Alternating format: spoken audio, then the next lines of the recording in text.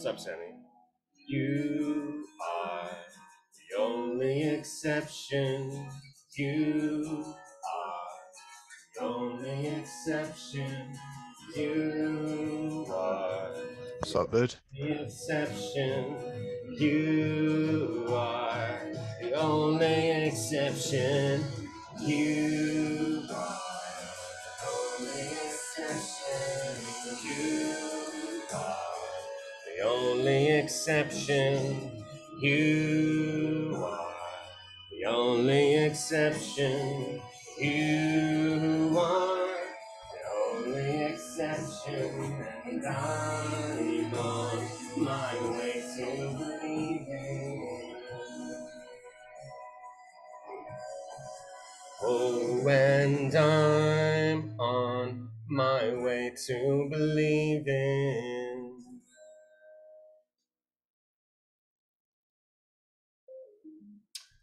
Hey, Sammy, don't take that song the wrong way. In context, seeing as you're the only one here. How have you been, mate? I've been good, busy. Yeah. Clearly, it's a struggle wrangling these artists together, huh? Artists going to be artists. So, what I'm going to do is I'm going to type a message into the UTO event channel, and I'm going to say, FYI, millions of dollars lying on the floor, waiting for you to pick up in Zoom. No pressure.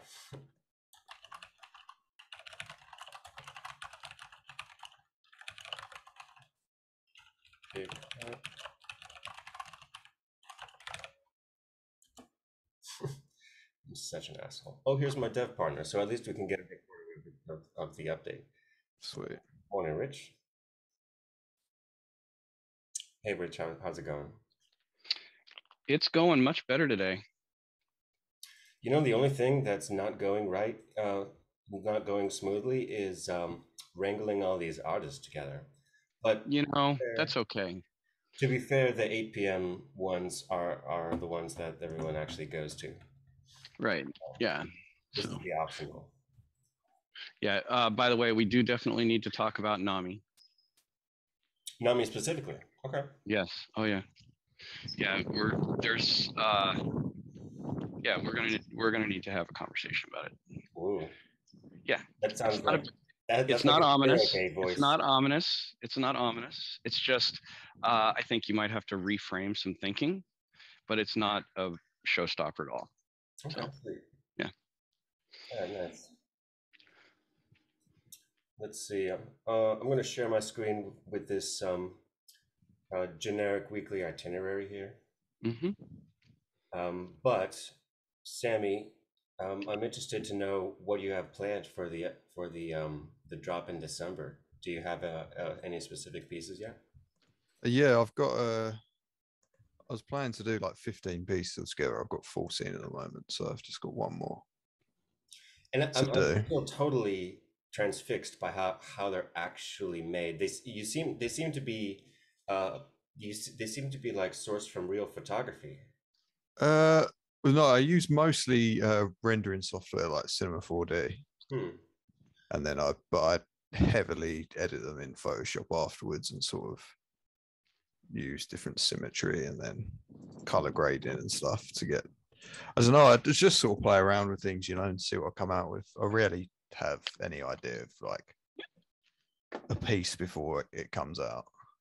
That's wonderful. You do the same thing with like a jungle gym set, or any photo of like a smoothly geometric, frame. What do you mean? I don't really jungle gym sets in America, they're like metal domes that are like right, extremely fucking dangerous, but they're and incredibly fun. And incredibly fun. Yeah. Like most dangerous things. Yeah. That's what a kid needs to feel alive. No helmets. Where's my thing? But yeah, I'm definitely definitely interested to see more of your work. And in fact, 2 days ago, it occurred to me to add a page to the Dropnir site for the artists, since we have 5 now confirmed, possibly a 6th one. I'm very excited about. Sweet. Yeah, well, you're Rich.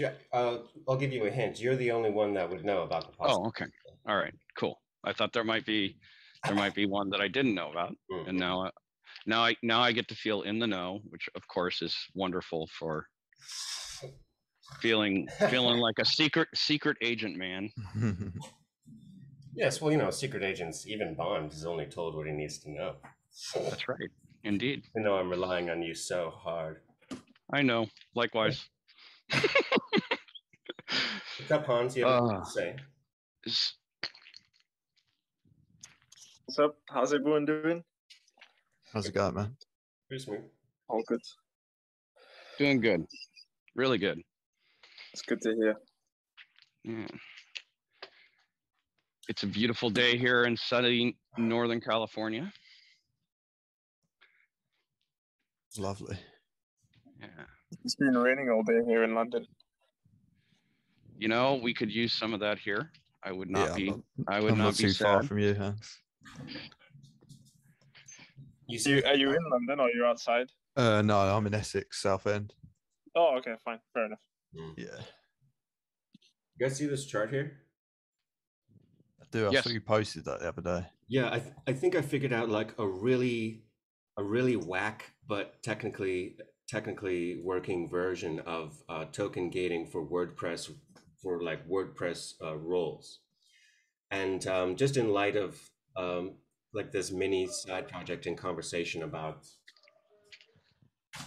CNFT calendars, it seems like I've ruffled a few feathers. I had an idea of whipping up a WordPress site, and now like people are coming to me saying other people are saying that they don't know if I have what it takes to make it a WordPress site. But well, first of all, why do we care what other people are saying? No, just but I'm only mentioning this as a segue into what I discovered. All of these CNFT calendars, they're lovely, but they have teams that have to work hard to keep it together, a lot of manual labor and form submissions. Mm-hmm. So because this isn't even my main project, I thought it would be fun to see if I could make it fully automated, ownerless, and just walk away from it. And I think I found a way to use Patrick's NFT Maker Pro Pay to Address feature in conjunction with like Zapier and slapping together a bunch of other crap to basically sell these tokens as authorship roles. So I'm going to do like a CNFT drop, and they might even include ownership of the site. I'm not sure. Or maybe just holy shit, higher levels, and just walk away from it. Oh, holy shit. Yeah. I'm not following.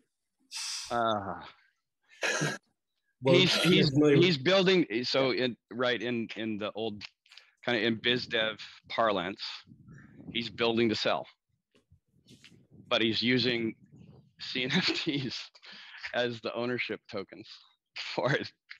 It's quite brilliant, actually.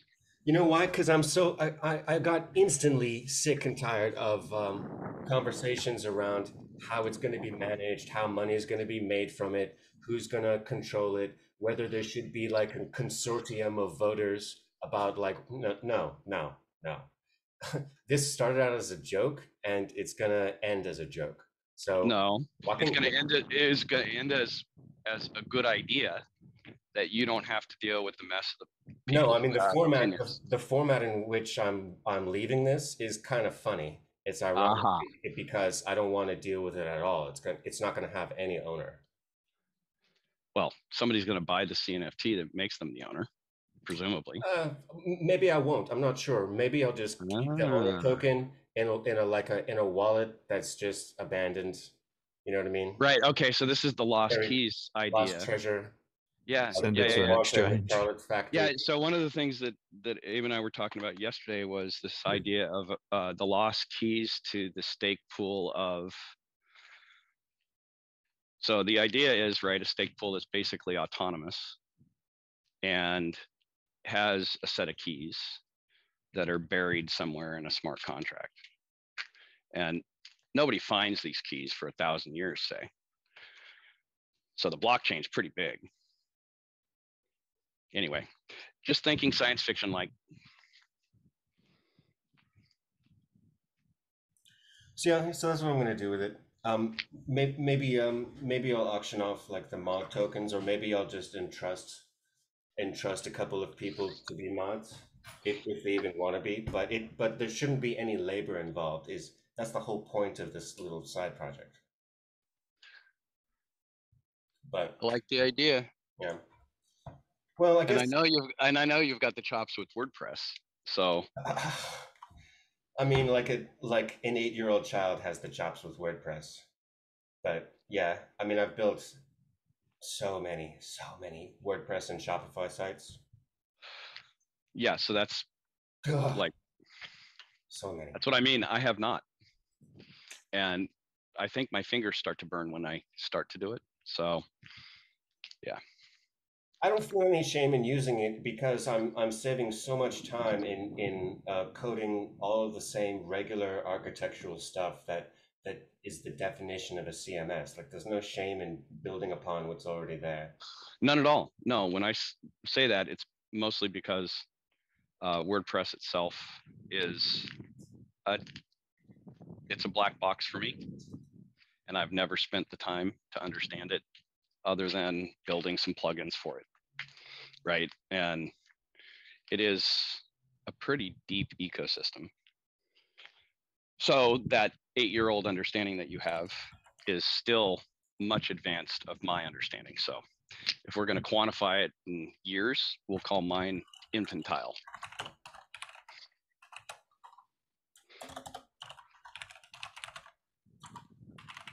A bunch of people just dropped in the Discord. Give me a few seconds. Uh-huh. If this would be the right time, maybe you could ruminate a little on what's been going on with us. Yeah, sure. So there's a couple of things going on in my head and in the work that I've been doing.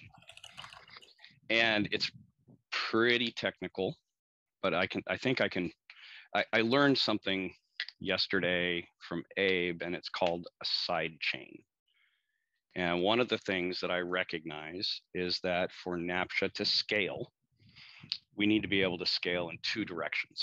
And the way you think of this is kind of the simplified version is when you think about it in terms of vehicles. Scaling up is going from, say, a small vehicle to a large vehicle. Say you're starting off on a moped, you go to a motorcycle. From a motorcycle, you go to a car. From a car, you go to a train. That's scaling up. Scaling out is when you can add vehicles to, say, a roadway. So the roadway is what you're trying to produce, essentially. And part of the challenge is that working with the blockchain directly is expensive. This is, in fact, why smart contracts exist, is that by necessity, it's a constrained operating environment. And as such, the costs are highly metered and highly costly. So one of the brilliant pieces that Abe brought to the table was his thinking around how to do the work of managing the state of a set of machines that can empower tokens, but do so without having to pay that price on the chain until essentially it is absolutely necessary. What he's saying is what he's saying is instead of starting with my preliminary node server for the UTO event, he's just gone ahead and started building out what Naptcha is going to be post sale, like as if we already had the money. We've already began working on the official version of Naptcha. Right. But this brain that he's describing is also going to handle the UTO sale event as well. That's right. So let me now my turn to interrupt and say, Yep. essentially, the UTO sale event is the simplest use case of that brain that Abe mentioned, right? So one of the pieces that is really clear to me, for instance, is that Naptcha's use case is very similar to single sign-on. Single sign-on is a well-known, well-understood space. There's plenty of machines out there that have been built that do single sign-on. So we don't have to reproduce that. However, the state machine that is the blockchain itself, that we do have to reproduce. And there are machines that have been designed for other functions that I believe will scale us and also provide the same kind of immutability that the blockchain provides. It just doesn't provide it in the same way, nor is it cryptographically provable. And specifically, I'm talking about using a set of back-end platforms that are designed to do things like what Abe has been talking about in his language, which, you know, token powers, gate keys, things like that, and turning that into machinery in the background, infrastructure that can handle those things. Now, the other piece that we've been talking about is the validation that happens on the front end. So a user's got an NFT, they've got it in their wallet. How do we wire up, say, one of the artist's sites so that one of your new NFT owners lands on that site, and we validate that they've got that NFT in their wallet, and that NFT has the power. Now, this is where that simplified use case comes in, right? The first power is, do they get to see what's behind that script? And so what I've been doing is digging into specifically the NAMI wallet, which, as it turns out, is something called a Chrome extension. Abe, that's the part that you and I need to touch bases on, because that's a much different animal than, say, an on-page script. And there are consequences to that. So it does change the optics by which I've been looking at this particular problem to solve, but it doesn't change the outcome that we're going to get, right? We're going to definitely still be able to provide a power to a website, that website can then determine whether or not they're going to honor that power and move on. So basically what we're talking about here is, imagine the vending machine app process that you've definitely seen if you've purchased from any CNFT job, right? There's logic, there's like a linear process whereby you click a button for buying it, and then it generates a wallet, checks to see if you've paid, and so forth. So what this is essentially an off-chain wallet authenticator and a vending app, but all of the logic about what it's supposed to do is not actually on that page. It makes a call to Naptcha to ask what it's supposed to do. Therefore, this script can be placed on any site. It's platform agnostic, and they don't have to come up with their own fancy system, like in order to interpret token metadata, for example, to do whatever they want to do. So that's where things get a little tricky.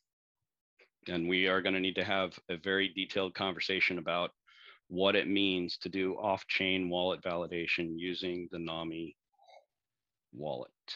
Yep, that's and how they make sure that it works. Right? It's one of those pieces of implementation detail that makes a big difference. I can walk you through it. No, I'm going to walk you through it. We'll walk hand in hand. No, I'm talking about the code that actually drives it. Oh, heard. Okay. Well, I'll be here for any of the like UTXO questions. Yes. That part is opaque to me still, but the part I want to show you is how it is that NAMI is able to get access to and manage a wallet. Right before you explain that, let me shift to a. No, I don't mean to do it today or right now. We don't have to do it right now. That is, in my mind, that's a future discussion. We don't need to derail an artist call for it because it's, like I said, it's very technical.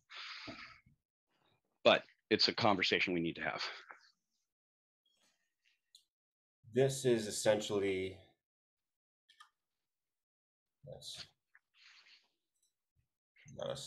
It's a picture, not a slide.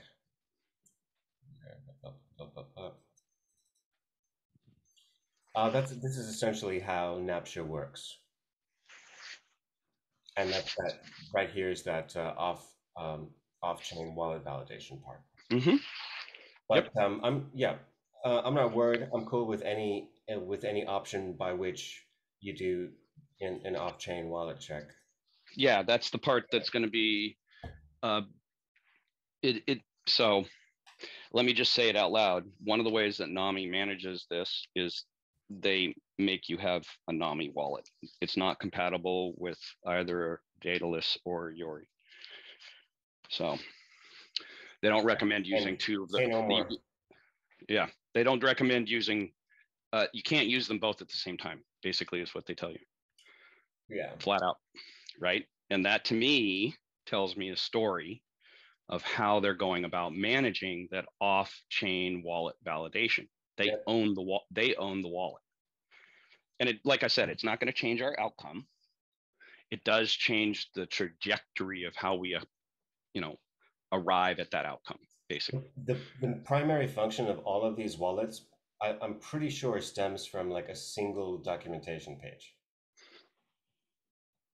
Yeah, so it's the question then becomes, do you use a prior implementation of that specification? What is it built on top of? And then if the answer is yes, how do you use it? If the answer is no, it's how do you build it so that you can use it? And, initially we were talking about NAMI as being something that would supply much of that, and it still does. That's kind of the point I'm making. It's just not in the same way that I was thinking of it. And it's probably not going to be the same way that you were thinking of it either. So, Sami, you mentioned that you have to go, so don't worry. You can just peace out anytime if you need to. But Sami and Hans, do you have any questions about this chart?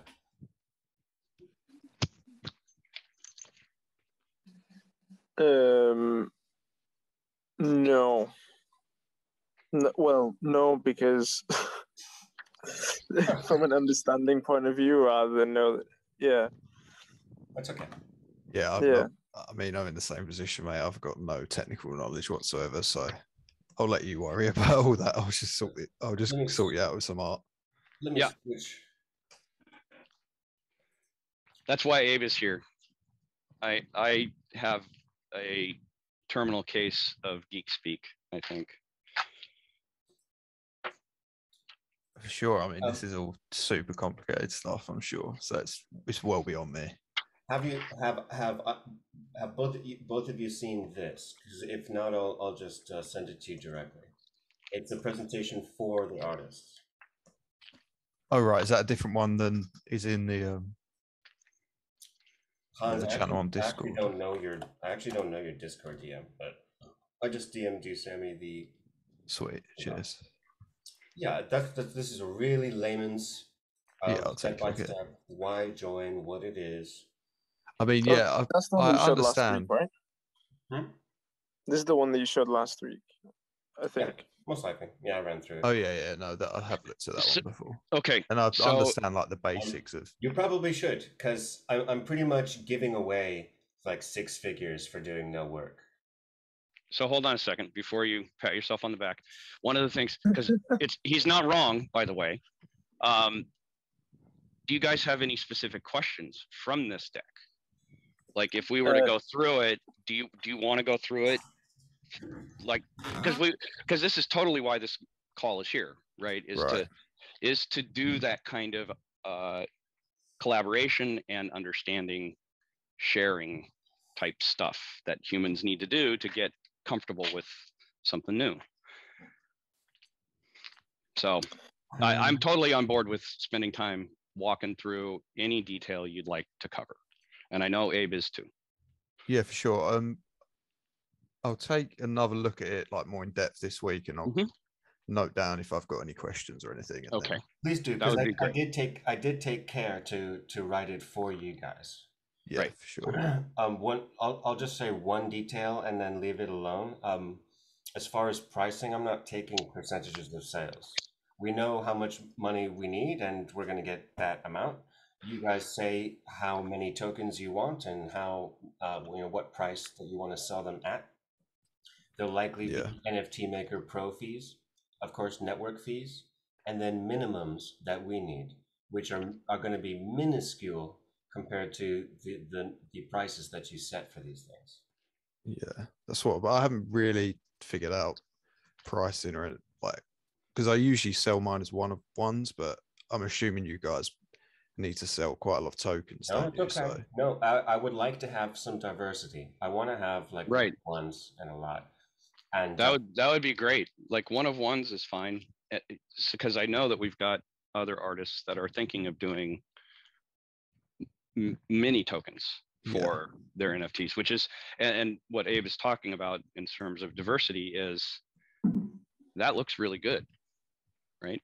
Because it has price per token. So here's the thing, right? Is that and this is me hearing the analysis and then thinking about it, and Abe, you're going to have to correct me because I'm actually going to say some things I haven't said before about the CNFT space, and this is me trying to get my understanding clear, is that there's a lot of angst around flipping, and there's signals that each coin drop sends that people are starting to pick up that indicate to them that it is essentially going to be I don't know what the language is, but basically it's going to be a drop that's just for flipping.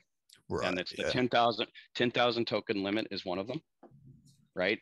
And then I think based on what I've read, it also has to do with how many tokens per artist is also part of it, right? So, we don't want to be part of that scenario in any way, shape, or form, because that's not what we're trying to build. Yeah, right? I think it'll be whatever you want to do. People. Yeah. This because what you guys are doing is completely different to anything else I've seen. Yeah, exactly. It's not even my drop, to be honest. Like, I don't even consider myself to be doing an NFT drop. Exactly. This is a utility token offering from my perspective, and from your perspective, this is the same drop that you always like to do or would prefer to do on your own, just unified on one platform. Mm-hmm. Right. That's what we're building. Is we want to build a platform, and so what you guys are doing is you guys are helping us do that by telling us what you would prefer, right? Because that's our goal. Our goal in philosophically is to build the infrastructure that supports intellectual property value, and that value chain being directly tied to the person who is generating that intellectual property. This token sale platform is going to become a CNFT marketplace. We're not going to scrap it. We have plans on plans on plans for it. Right. So I joined. I think the first call I attended was last week. So from my understanding and like what I've read so far, I personally I'm not an artist, but I know I'm trying to get an artist that I've met into the CNFT space. I think his work is fantastic, and it's kind of I guess would be popular given the current popularity of like what's in the space currently. But kind of what I was saying to him in terms of the ideas I had for his work, in terms of if somebody purchases an NFT, then they have entitlement to get discounts on merch stores, or they can receive some comic strip that he's a comic. He does animation. He does comics. He's a super talented guy. So for me, all I wanted for him to get into the space and be able to, for his work to reach a broader audience, but also support him in terms of, okay, if people have these NFTs, will they be entitled? Like, can that token support? Can the Naptcha token support that kind of? I guess the simplest way is like by logging in or authenticating using the Naptcha token. Is it like, would it be easy for that kind of thing? Logging in, I think you said, was the simplest use case. But could it enable kind of like, I guess it's authentication of anything, right? It doesn't really so matter. A good friend of mine would have called this a slow-moving clay pigeon for Abe. Welcome to the family, Hans. Yes, indeed. That's precisely why we're building this. The mission of Naptcha really is to lower the tech barrier for everybody outside of crypto down to zero. And the significance of that going down to exactly zero is the floodgates now will open, and the real world and Cardano can start becoming more indistinguishable. So a concrete example of this, Hans, is Abe's, one of the powers that the drop is going to include is a drop shipped calendar, that if the user goes to the site, they pay their shipping fees, and it is set up already to be shipped to whoever that person is that purchased that NFT at the drop. So let me give you another small feature we're going to add, and then you can just imagine the possibilities expanding on that. The token gate, just doesn't let you in and or execute whatever unless you have such and such NFT. But what about adding a secondary requirement on the same gate of another token, a token called ADA? If you require that a certain token plus ADA in order for the gate key to pass, you can do something like sell a token that can be validated for a free wall calendar. You feel me? You could do token drops that like cascade on each other, whereby you can sell a song, and only if you have this song token, this early access song token, can you get through a page that gives you early access to another airdrop. Okay, so you can kind of promote reward, like a what's in it for me kind of thing. You give rewards. Right. You can promote a token that gives you insane perks that are normally costly to you, and this builds in this secondary conditional whereby you can set like cost pricing structures for yourself to make sure that you can like sell these powers in perpetuity, but without losing money. So, for instance, you were talking about discounts on merch. Yeah. That would be a token that didn't have a conditional on ADA. Instead, it would be a token that had a conditional on the merchant, for instance. Maybe you buy a token that represents a room at a hotel for a night, right? But you could use a token through the hotel interface. Maybe it has a token gate on it. You can keep validating that token through the token gate in order to activate certain powers that you're beholden to, but you don't necessarily have to use, such as the minibar. So here's the thing, right? Is that initially it's super simple. It's only things that Abe and I have 100% control over. And that means that our reach is very small. But the machinery and the thinking behind it is headed in the direction that Abe was just talking about, where it becomes commoditized. The access is commoditized, right? So think in terms of RFID chips and how, yeah, that's kind of what I was thinking, right? And how they entered the market for identification and vending, right? And now they are ubiquitous, almost. But they have tremendous limitations, not least of which is they are the machinery to manage that identification and vend is owned and operated by organizations that are antithetical to consensus-based governance. Things like the credit card companies, and that is not okay with me, right? That trusted third party that now dictates to the other two parties how they can and can't bend, which is completely unacceptable to me on a fundamental level. Rich is new to crypto. He comes from the higher echelons of the Web 2.0 enterprise IT world. So he's clearly, you know, extremely talented in this end, but he is now dipping his toes into exactly right. Learning. So you can consider me a crypto novice. I would consider myself a crypto novice also. So we'll be crypto novices together. Yes, I'm in software delivery. I do test automation. Okay. Yeah, but right on. We should touch bases offline because you know this is also part of what I want to do is I want to make connections, and I want to make connections with like-minded people, and the philosophical underpinnings of Cardano is what drew me.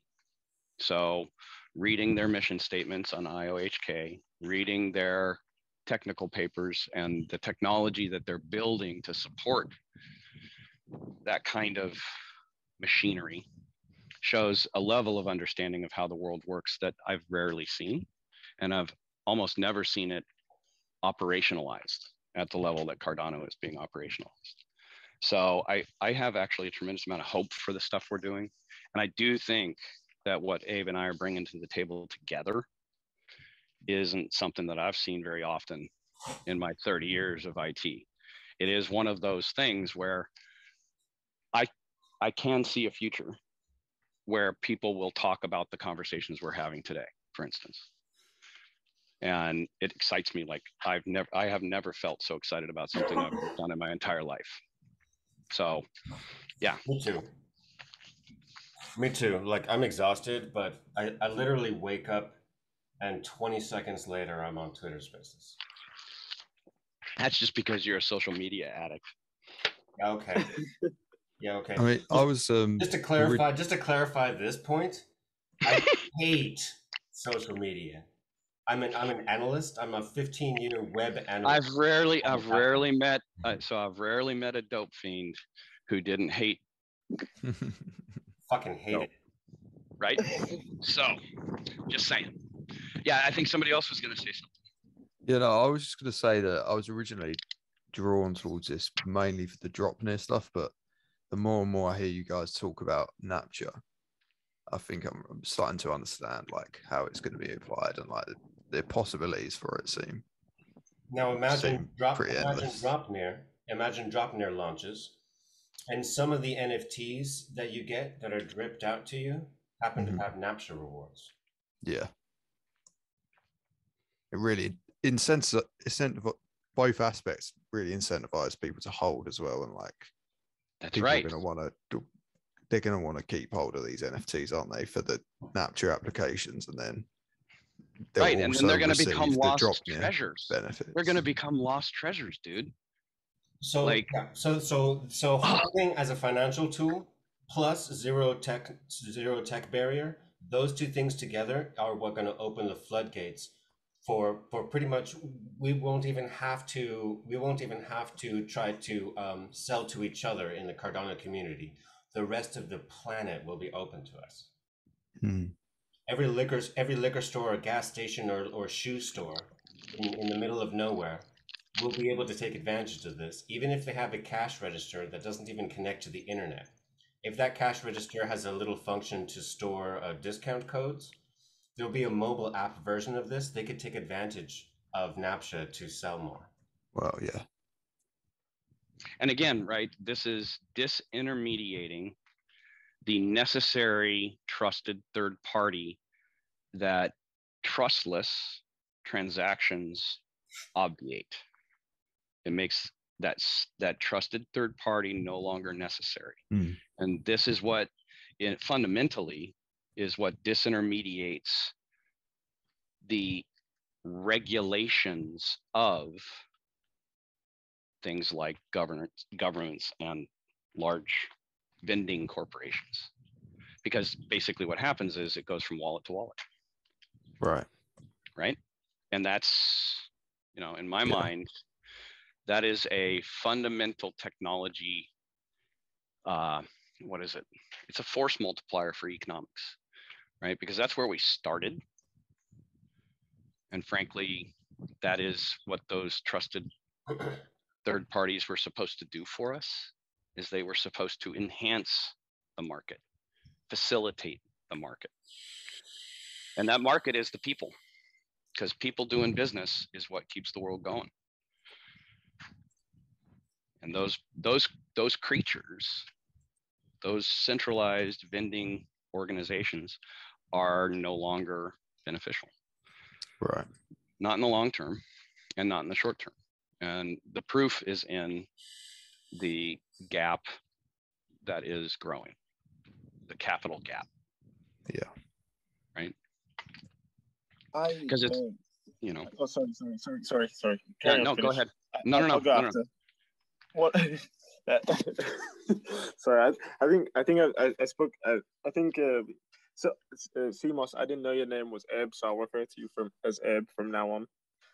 I think so. I think I had a conversation with you around that kind of one of the ideas that I had was like a larger NFT project, which is kind of worldwide.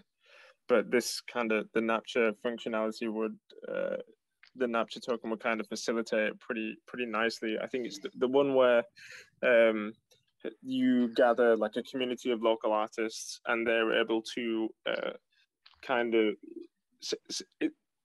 think of it as Pokemon Go, but in the NFT world. Like, I visit Trafalgar Square.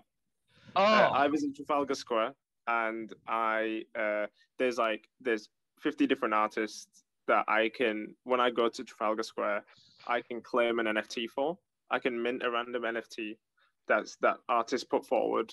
So and then the NFT gets delivered to my wallet, and then the artist can give some sort of benefit along with that by use of the Naptcha token. It's a great idea. It's a great idea. Welcome to the UTO event. Yeah, on top of that, it's kind of when you're building up your almost passport stamps, when you're going around these different places, you're building up a passport stamp wallet. The Naptcha token's kind of authenticating that you've been to these places in real life. So there's some more benefits there. The fact it's a reputation builder. It's a reputation builder. And it kind of. Let me be clear. There's no Naptcha token. There's no Naptcha token. There's no Naptcha has no token, no tokenomics, no pay to win, no agenda of its own.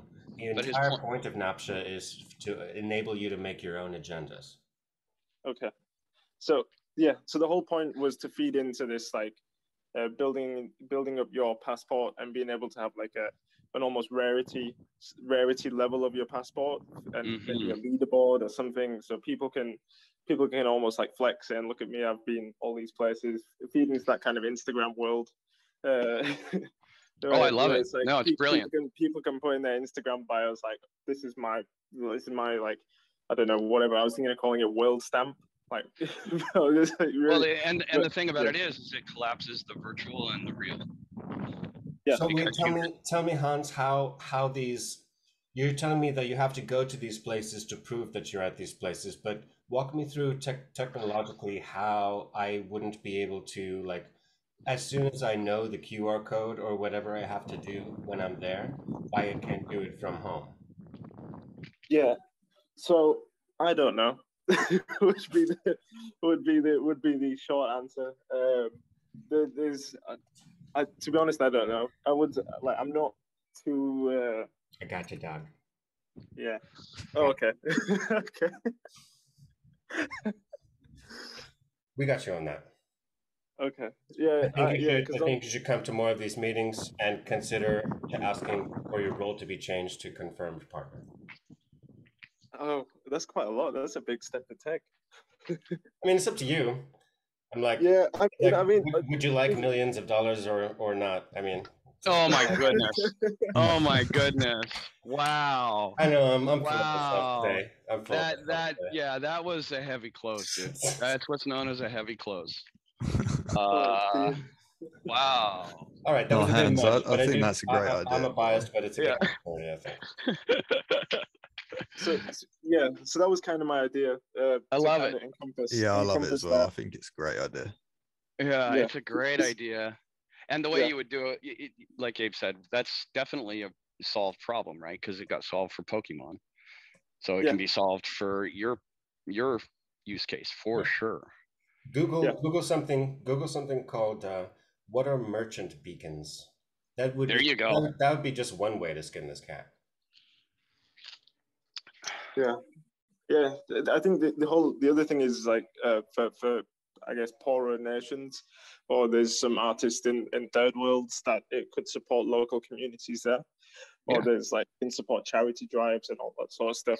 Right. Well, so basically what you do is you make the beacon a component of your workflow that can be swapped out, right? So in a virtual environment, it uses Third Life's location awareness, and then I don't really know what a merchant beacon is, but I imagine it uses NFC, like near field communication or something like that, so that you know so that it knows that you're close. I don't know, but something like that. Styles, near field communication. Yeah. So I think your idea really has legs, right? Because one of the things that I think is fundamentally a success condition of the work we're doing is that Abe has such a good understanding of how commerce works, and the componentization of the commercial world is fundamental to its structure, and we can take advantage of that. I am a firm believer in being disruptive, not revolutionary, because revolutionaries get lined up out in the street and shot. Disruptors get lots and lots of money. So disruptors, one of the main characteristic, the difference between a disruptor and a revolutionary is a disruptor works within the power structures that exist. Doesn't get identified as a foreign body by the immune system, and therefore is rewarded. So I love your idea because it does let you leverage the componentization of the commercial world that I was just talking about. There could be a way to there could be a way to make onboarding of art and validation of real world art indistinguishable from the validation of digital art, but that's a ways away. And Rich, I'm referring to the abstraction series theory. Yep. And that has legs too, just in terms of fundamental theory. I think really the devil's in the details there, but somebody somewhere is going to provide that proof. And what he's talking about is, how do you prove that a picture of a thing is actually a picture of that thing? Not a counterfeit. And not exactly right. And the other direction, right? So that you can look at that picture of the thing and be assured that it is, number one, it was minted by the owner of the thing, because you've got a chain of custody. And then that chain of custody hasn't been broken somehow, essentially, is what it comes down to. And that, by the way, if you think it through, is the problem of an artist getting paid for their work. Because as soon as it leaves your custody, what happens? Well, now what you have to rely on is you have to rely on the rights laws that exist in whatever municipality you happen to exist in. And then as soon as that property leaves those jurisdictional boundaries, now it's fucking game on. People steal your shit all the time. Policy IDs in NFTs have like resolved this conceptually for tokens. Right. Exactly right. But what we're aiming for now is the same type of security that policy IDs have provided to these tokens with, you know, these little thumbnail links to real world objects, making it like pretty much the same fucking thing. So imagine there's somebody out in Africa in a place that is too small to even have a name, but they just so happen to be a great painter. We're talking about a process by which that painting could be scanned in and checked to make sure that that exact painting hasn't been isn't in the system already, and then make tokens that don't represent pictures of that painting, but represent literal ownership of that painting. And that token would originate from with the artist, and they could do whatever they wanted with it. So the problem fundamentally, Abe, is that it's essentially reality fingerprinting. And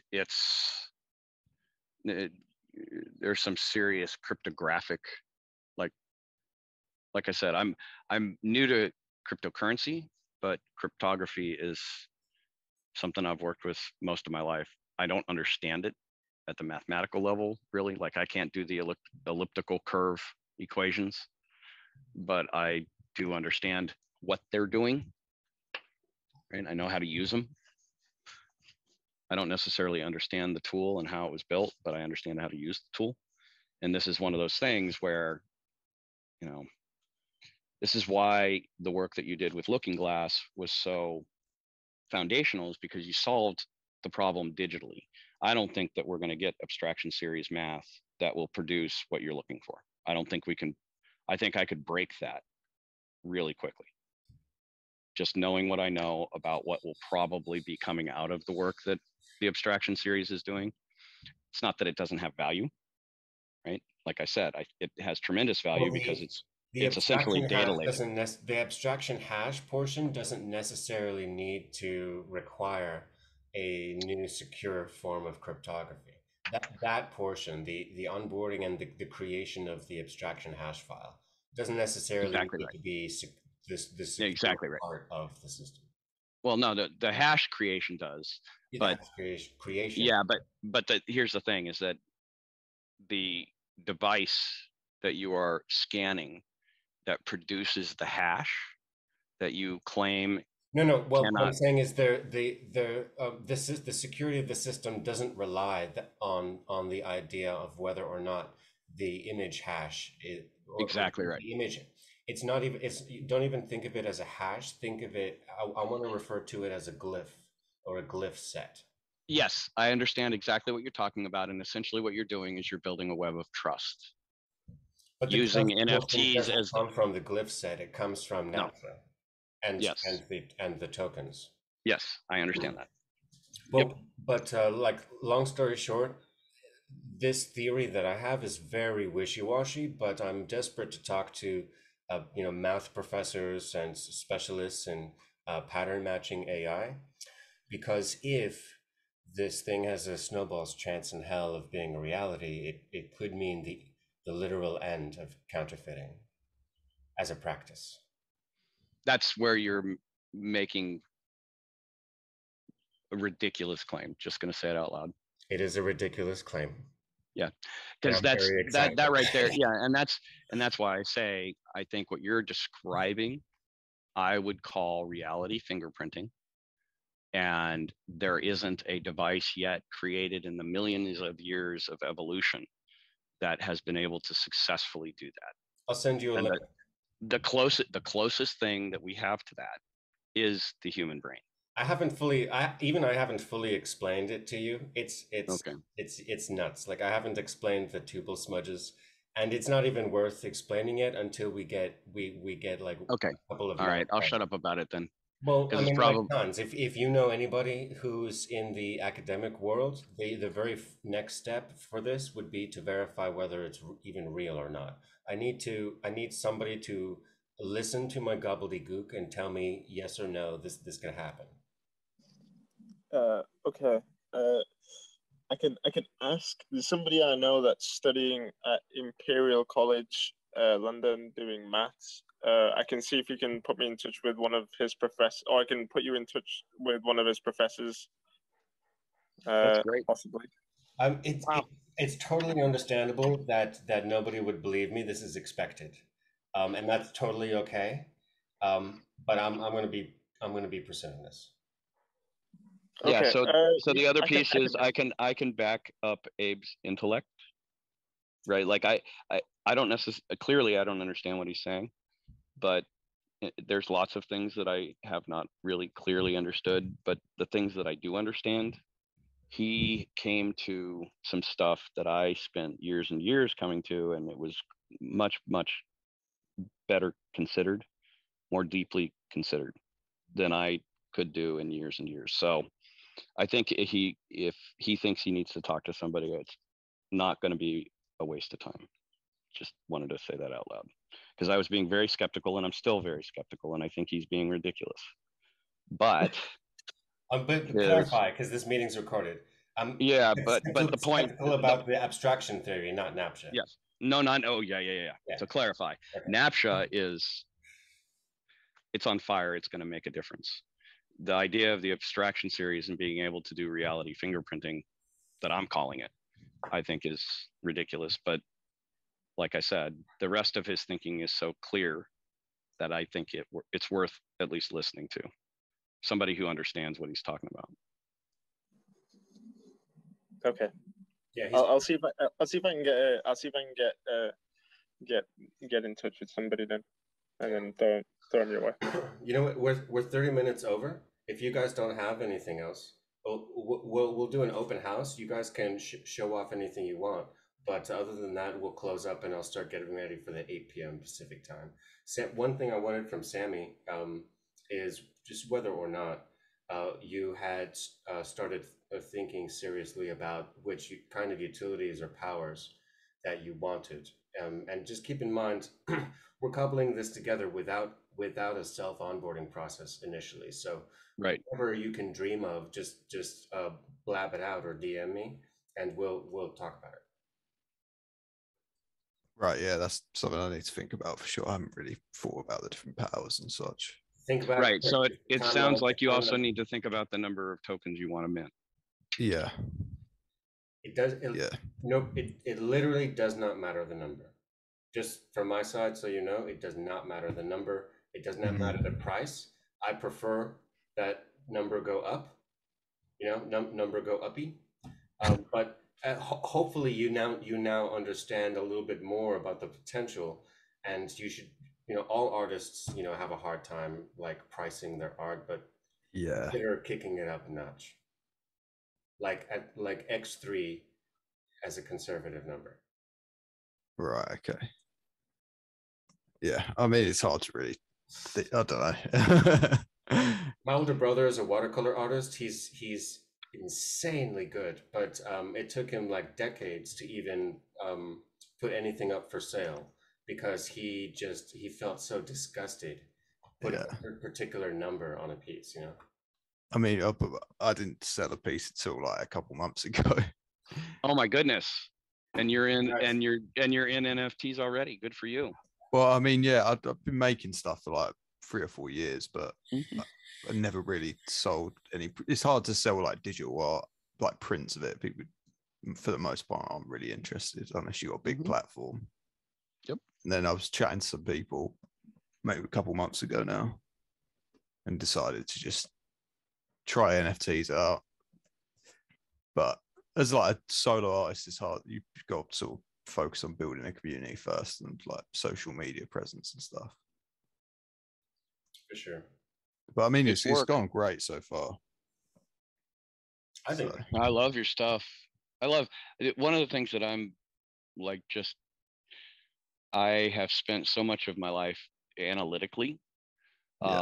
However, my genetics are very, like my father was an animator, worked for Disney, worked for Hanna-Barbera, worked for Warner Brothers, knew the creator of Ren and Stimpy, right? Like and his partner was an art director for BBDO West and was doing American Airlines ad campaigns internationally. And so I have always been just steeped with, you know, typography books and pins and animation tables, and the whole thing has been, for me, kind of like almost like coming home a little bit, getting to see your work and the other artists' work and hearing how you came to these places is really fun.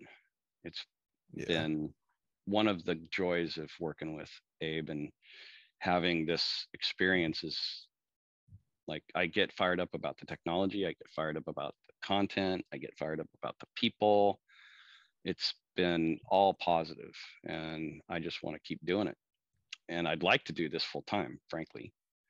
It's just not feasible right now, but you know, you guys being successful means that we'll be successful. But for context, even though this is a side gig, I mean, like I said, Rich works with Ford's IT telemetrics data unit. Everything that we're hoping could become possible is like just a side project to him, and he's killing it for, you know, harder than I thought that he would, and I already had high expectations for him. Yep. So here's to getting some more work done. I'm gonna take some of my time back. I do plan on being on the 8 p.m. Pacific call. I am looking forward to talking to you then, Abe. Yep. Yep. I'm gonna drop. All right, folks. Wonderful talking to you guys. Yeah, thanks for your time. Take it easy. Thanks for coming. The 8 p.m. one should be a little more populous if you want to join in. Yeah, and as such, it turns into quite a bit more of a shit show, which is wonderful. It's a lot of fun. Yeah, I turn into late night Abe. Yes, where ideas you can literally watch them scream out of his head. If you go back and look at, I think it was two 8 p.m.s ago. Yes, 2 8 p.m.s ago. It looked like he was off in his corner snorting cocaine. But what he was doing is he was figuring out the tuple smudges that he's been talking about today, and which still is beyond me. So it was fun. Look into your academic list. I'm calling it Project Skyfall, and I'm not talking about it to anybody. Yeah. Well, except that's a lie.